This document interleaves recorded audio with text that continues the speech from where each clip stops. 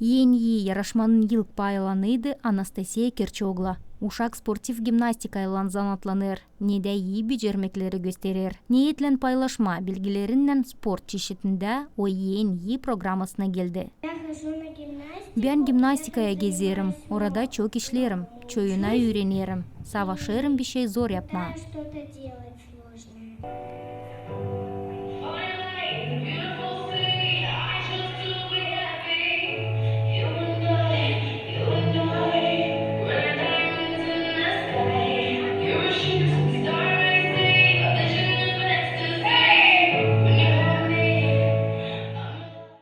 Anastasia'nın anası paylaşır. Ani becermekleri sport uğrunda kızında onlar ta küçüklüğünden hesap aldılar. Uşak yapabilerdi türlü işleri.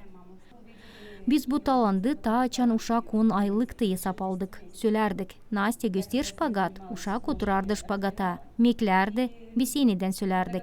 Nastya otur şpagata. Da o gene oturardı. Böyle hepsi çeketti. Programın tabir paylanı kendi sevgisinden gimnlara, bayraklara hem devletlere gösterdi. Igor, sen hepsi devletlerin bayraklarını bilermişsin söylerler. Da.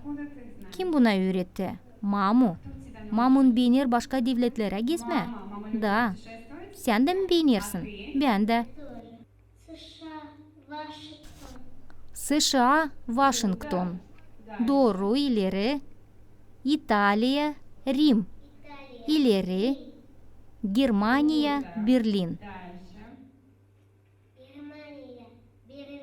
Uşağın anası getirir aklısına. Hepsi başlanıldı açan uşak 4 yaşındaydı. O zamandan sonra nice Igor'a bir rüzgar resimlerle verdiler. Nerede türlü devletlerin bayrakları vardı.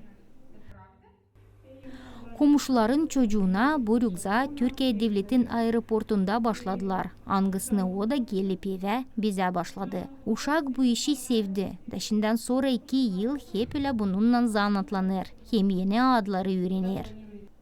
Yeni yarışmanın paylanlarını programın çıkışında ödüller hem gramotlar beklerdiler. Людмила Новак, Леонид Арфанос, Артем Топал, ГРТ Haberler.